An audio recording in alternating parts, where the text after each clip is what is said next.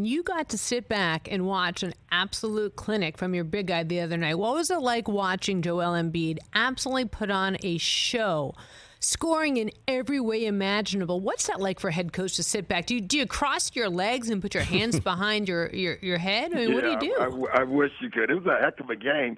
You know what's interesting, Suzy, when guys have great games, and I mean great games, like the numbers has never been seen before. Like really, and you don't notice it because he does it in the right way, and I think you understand what I'm saying. Sometimes a guy can have a great game, but you notice like, damn, he's shooting a lot, or man, he's this game. He had 7 blocks, he had 8 assists, he had 13 rebounds, and it came in the flow.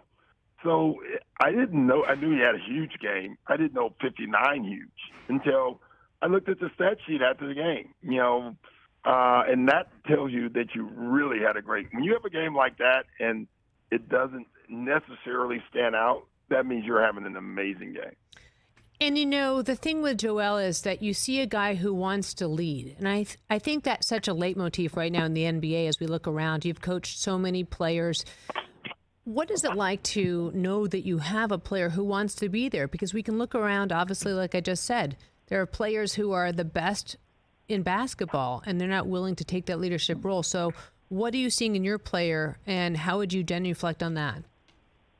Yeah, I think what he's trying to do is learn how to be that. Just because you're the best player does not mean that you've learned how to be the best leader, the best example setter. And Joel was the best player at 19 when he walked on the team.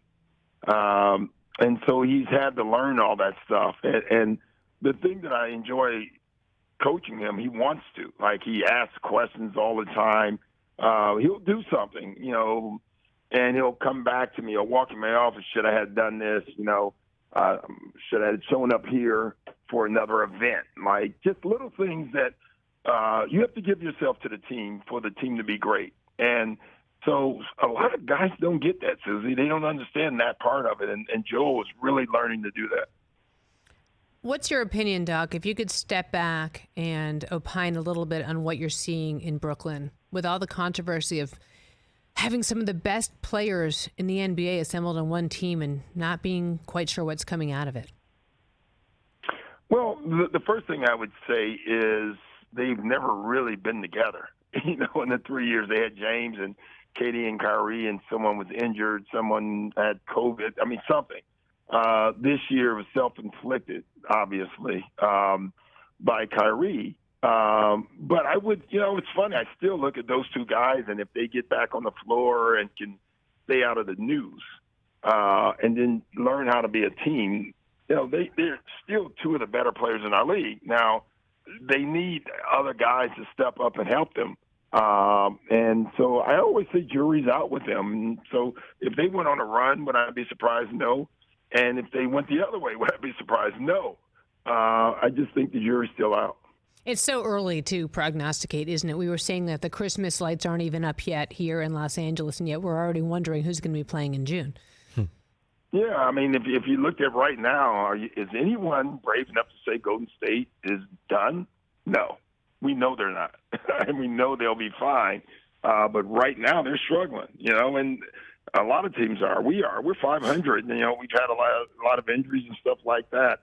Atlanta is starting to, everybody has their own issues. Miami, I think, is under 500 or right at 500. So, yes, just too early. Catch the Rich Eisen Show every single day on the Roku channel, 12 to 3 Eastern, for free.